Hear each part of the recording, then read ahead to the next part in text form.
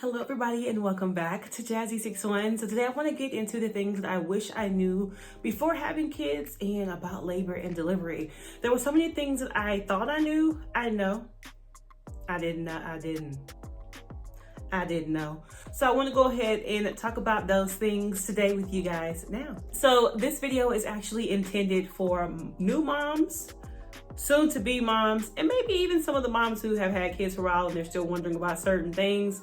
I'm going to talk about a variety of things, from the situation in labor and delivery and to raising little boys right now. So if you are interested in any of this, stay tuned.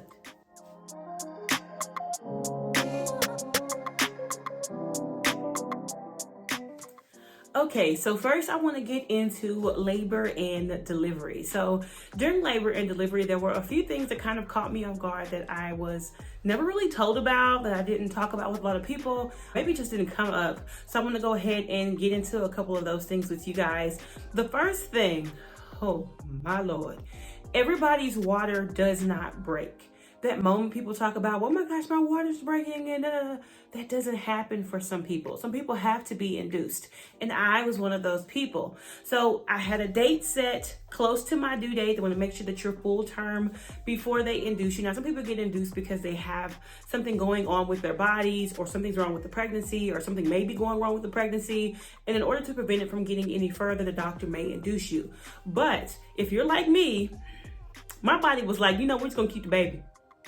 We're just gonna keep the baby in here and it's gonna be all right.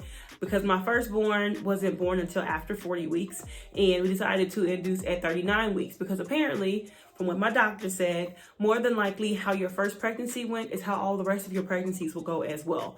So I didn't go into like active labor until they put me into active labor once I got to the hospital. So the next thing is they had to start pushing medicine to actually make my body go into labor without them having to do anything, if that makes any sense.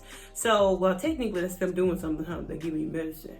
Anywho, they're going to start pushing medicine through your IV that's going to somehow kick your body into active labor. The other thing that they do is they manually break your water, which means your doctor got to reach all up in there, like you know for pap smear, and they have to poke the bag or cut the bag open that holds the baby to kind of break your water and to send you into active labor. Like from there, it kicks up. Okay, it kicked up. Okay, I wasn't really having any issues like the pain itself. Why my voice cut out like that? I wasn't really having any issues with managing the pain because my cramps are horrible. But what I'm going to tell you next is the reason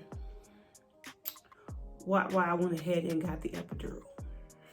So the next thing is your body can react harshly to the medication that they put you on, right? So they put me, I think it was on Pitocin. Body didn't like that. I already deal with acid reflux and GERD. So not eating for an extended period of time already is a no-no for me on a normal basis. So it was a no-no for me in labor and delivery. And so once they put the Pitocin in, my body started to feel some sort of way. I started to feel kind of nauseated. And so what ended up happening was, after I started to feel kind of nauseous, the contractions kicked in extra hard. And it wasn't so much that I couldn't, like I said, bear the pain. It was more of how fast they were coming together. Like the contractions, when I say we're back to back to back to back to back, I'm not talking about, most people have them and they're like 2-3 minutes apart. Some people normally go to the hospital. So early on, usually it takes a while. They're like kind of spaced. Was it 2 to 3 minutes?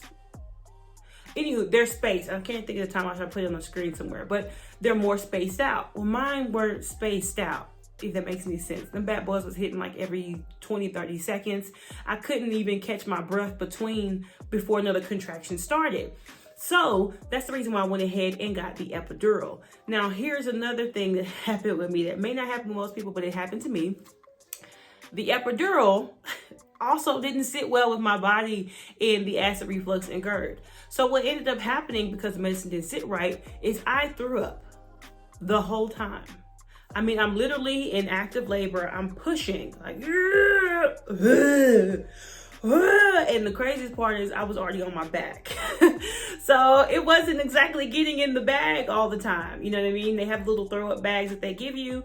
And the nurse was trying to help me push. I'm tilting my head to throw up in the bag. And it's just constant. So with the constant contractions coming and then me throwing up at the same time because my body did not react well to the epidural or the Pitocin this time. The first time it didn't seem to do that. I'm not really sure what happened this time. I don't know if there was a different type of a medicine or generic version of the medicine, or if it was more of the medicine, which I think they did push more because the last time the epidural wore off. And so by the time they got done, I got done delivering my firstborn son, I got up and stepped off the table and sat in my wheelchair to go to the other room because I could feel my legs. Like the whole time I was moving my legs and my feet and everything else. So this one I think they pushed a little bit more, but your body can react harshly to some of the medications during labor and delivery. The next thing, you don't get no sleep. You don't get no sleep. And they always say, oh, they're going to come in the room about 30,000 times. And I've been seeing so many people do like these short reels and things, kind of funny videos talking about it. You do not get much sleep there. Every so often, someone pops into the room to check on you. And with them popping in and checking on you, with nurses coming in to bring you medication and things, with other doctors popping in to check on you, with pediatricians popping in to check on your new baby, with nurses, you don't get any sleep. It's really, it's so hard to get any rest when it comes to right after you've had your baby and you're sitting in the, I don't even know what that section of the hospital called, the prenatal, postnatal ward. You don't get much rest at all when you're in there because there's so many people coming in and out to check on you all the time, which brings me to my next piece. Oh my goodness. It's all people touching on your boobs. Like, I know people's gonna be checking on your boobs because, you know, breast milk, people lactating and things. I wasn't expecting the amount of people touching my breast, okay? Everybody came in like, oh, let me try to help you. And they're just grabbing on your boobs and putting your nipples where it's unusual. And it can catch you off guard if you're not prepared for it, you know what I'm saying?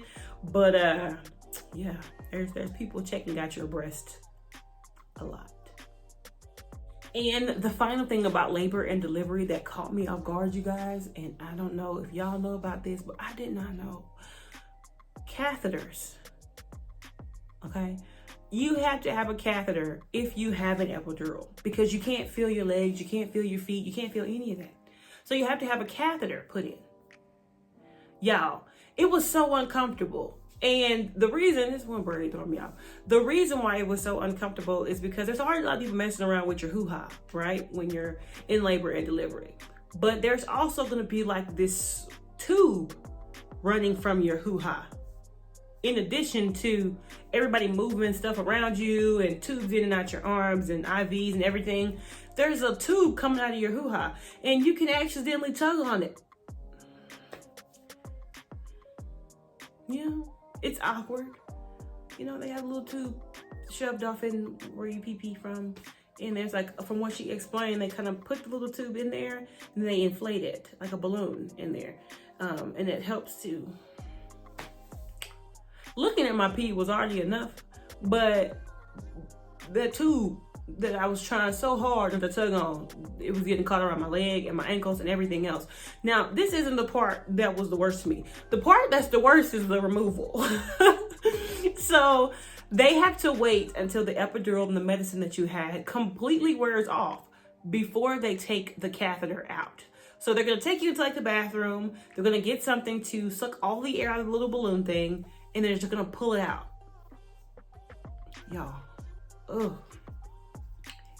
Y'all, it was the most uncomfortable, painful split second of my life.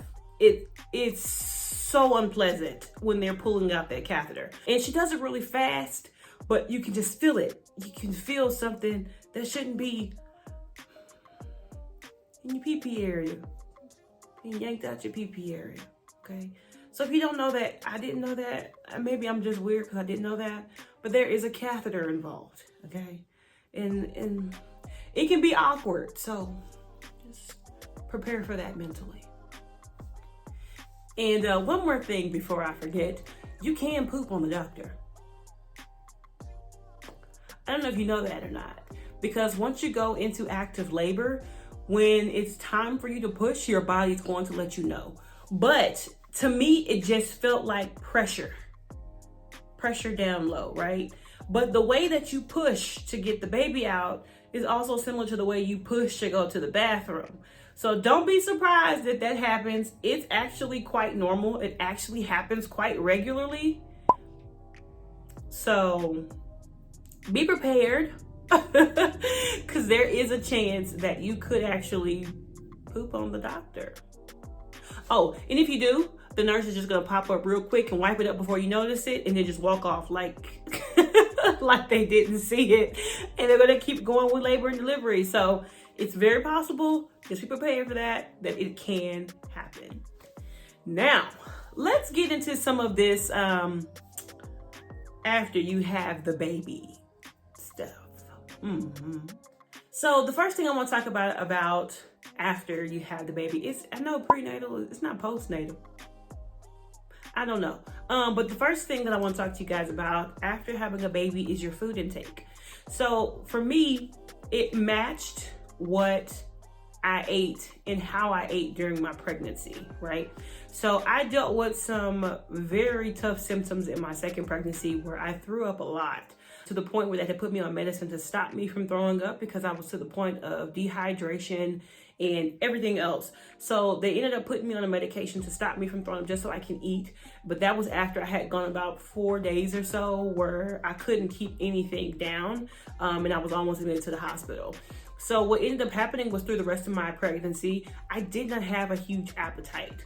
So once I had the baby, I weighed less than I did before, a lot less than I did before I got pregnant, if that makes any sense. And my appetite after having my son, I didn't have one still. I ate very little, like a bird, which I kind of still do here and there, where I eat one big meal mostly a day. I eat kind of little bitty things throughout the day. My larger meal is usually about dinner time. So your appetite could actually stay exactly the same. You know, like if you get sick and you don't eat a certain way for a while, your stomach can shrink.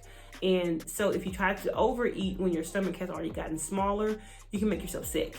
So I started to lose a lot of weight after I had the baby because my appetite was still very, very small. So that's actually quite normal. The next thing is, your body may take a while to go back to the way that it was. Do not be alarmed. Do not push yourself too hard. Do not hurt yourself trying to get your body back, right? So my first year after having my son, I really hadn't done very much. That was my least active year I've had pretty much in my entire life, where I hadn't been working out consistently. I haven't been moving my body consistently. And I'm kind of getting back to that now, where I'm a bit more active now. I'm working out more now. I'm moving a lot more now, because I have picked up quite a bit more weight, or I put back on the weight that I had lost coming out of my pregnancy, essentially, and I'm slowly getting it off now.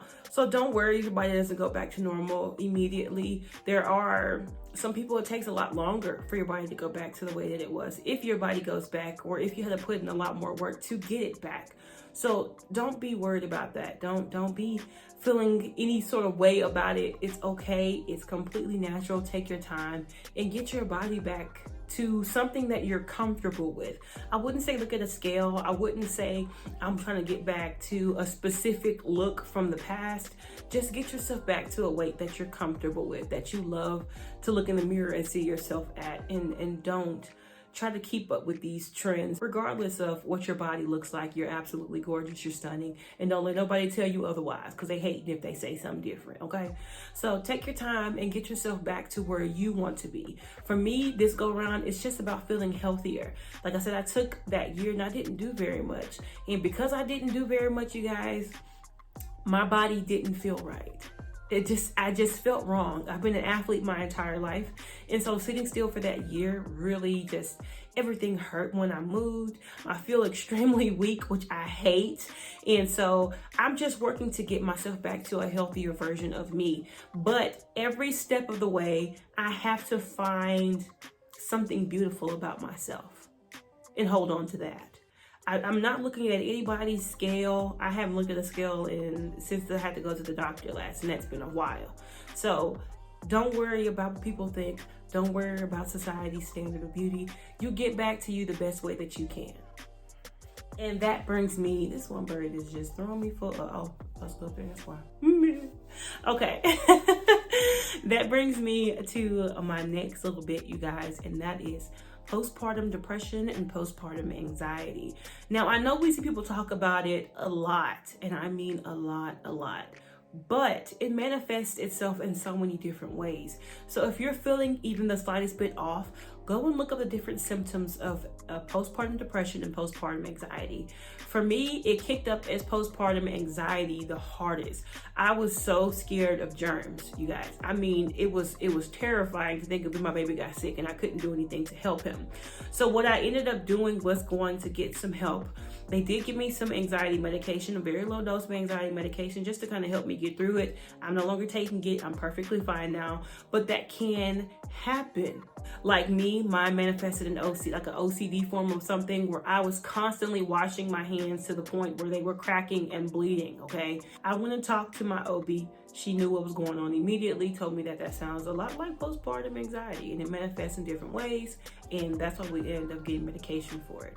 So, and don't be afraid to take help, you guys, okay? Especially when it comes to medication. Now, our plan, which we set one in motion as soon as we decided that I needed to take something, was to put me on it for about 6 months to a year, and after that, either wean me off of it or cut me cold turkey. Jazz cut cold turkey and kept me pushing.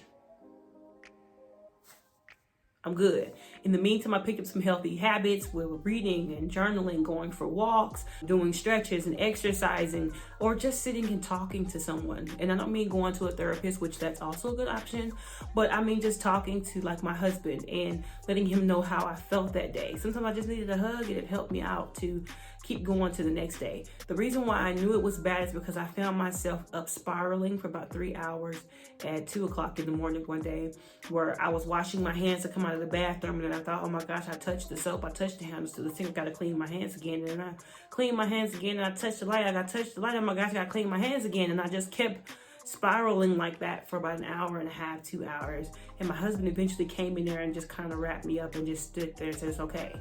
Now, I didn't know what was happening fully, but I understood that it wasn't all right, and something was wrong with you, girl. So I did go and get help. So I would highly recommend getting help if you need it.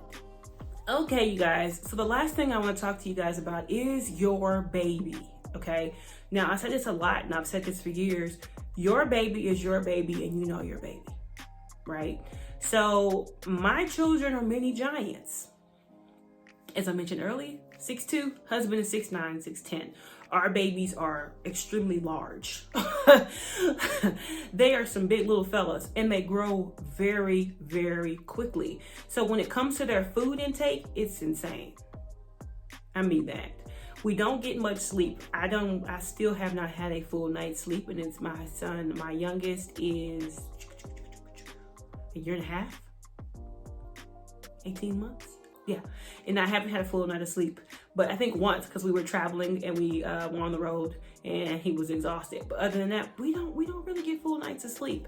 It was the same way with our oldest son. He didn't sleep through the night. He woke up to eat a lot, and his doctor would tell us all the time, oh, just give him water. You know, you got to break the habit, blah, blah, blah, blah, blah. It wasn't a habit. He was hungry. And we tried to do what she said, give him some water. He went to sleep, he peed, he woke up, changed his diaper, tried to give him more water. He wanted more water. So he just sat there and stared at us all night long. He didn't cry. He just sat there and looked at us for hours until my husband got him, went to work, and I fed him, and then he finally just hunkered down and went back to sleep.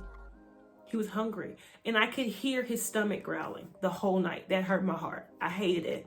And so after that, we talked to the doctor, that pediatrician in particular, which was a different one from his original one, because she always goes off his weight and things like that, and you know, his age, which most doctors do, which doesn't make any sense to me. Anywho, so once we told her that, she says, just beef up everything you give him and feed him.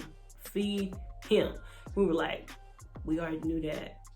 We were just trying to listen to you. So she was like, add cheese, add butter, give him some bread, put peanut butter in it, you know. So that's where we got the recommendation for the yogurts that they have, and we did beef up everything that they eat. His brother, same way. He still wakes up in the middle of the night to eat multiple times.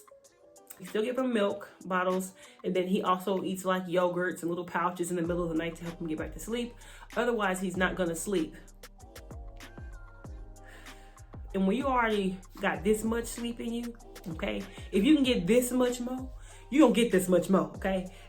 We feed these babies, okay? We feed them, and we have to keep feeding them, okay? Because if we don't, boy, I tell you what, they give you the dickens. So our babies need to eat throughout the night constantly, and that's okay. This is why I say you have to know your baby, and you have to make sure that you're fitting your specific situation. You can't put yourself in the box, or in a box, or in a group with a whole bunch of other moms, because their situations may be different than yours. Ours is different. Our babies are genetically different because of how big they are, and I've come to the understanding that they're going to be different, especially when it comes to how they grow, which brings me into my next topic, growth spurts. So as a teenager and things, I always heard about growth spurts, mostly in boys, right? But I had one, I won't say I had one because I was just growing from the time I was born, and I just kind of shot up to 6'2". But boys have growth spurts usually later on in life. Yeah, not my babies. They have them all the time. And regular average babies have them as well. The thing is, mine have them a lot. My 1-year-old looks like a 3-year-old, and my 5-year-old looks like a 7-8-year-old. He's playing with the little boys outside the other day. Oh my goodness. One little boy is new on our block, and he asked if my son could come play with him. And I don't think he realized my son was 5. Because he was looking him in the eye. This little boy is like 7. So he's like, yeah, can we go play basketball together? And my son was like, okay, but he didn't get the game completely. We hadn't taught him completely yet. He can shoot, but anyway, I'm off subject. Anywho, they have growth spurts constantly. And when they're having growth spurts, their appetite kicks up by 10. Okay? And I mean that, kick up by 10. So last night, for example, my little one, my 18-month-old, is going through a growth spurt right now, you guys. And so last night I went to put him to bed. Before I put him to bed, I gave him some soft food, which is the apple, chicken, and rice one, little containers from Gerber. He ate 2 of those. I proceeded to give him a shower or a bath because he doesn't shower yet. I went and gave him a bath, got him ready for bed, gave him a 9-ounce bottle. He didn't want to go to sleep. I didn't know why. So I then went ahead and went in with some of the baby pouches, which is like yogurt, banana, mixed berry. He really likes those. Gave him 2 of those. He still didn't want to go to sleep. So I went ahead and gave him another bottle. He finally went to sleep. That was at 11, almost midnight last night. He woke up again at 5 to eat. And then again at 7. Yeah. Growth spurts are crazy, okay? And I noticed the other day that his shoes were too little. I didn't realize that he had grown out of the shoes I bought him a month and a half ago, but he grew out of the shoes. This is something that's really common with babies too. They grow kind of quickly. Depending on, like I said, the parents' genetics, how much you feed them, what they're taking in, babies grow quickly. But the thing is, my babies don't stop growing quickly. My 5-year-old wears, I think, a size 8 in jeans. Just legs, long legs, okay? And he's been moving rather quickly. Same with his little brother. He is wearing 3T, 4T. He's 1.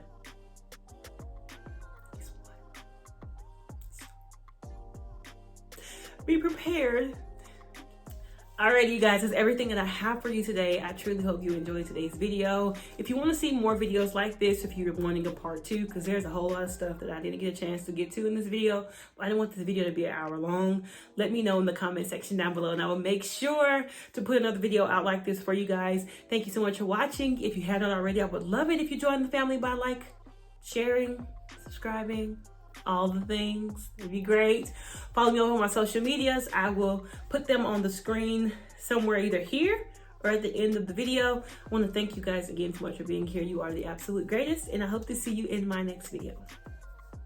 Bye, guys.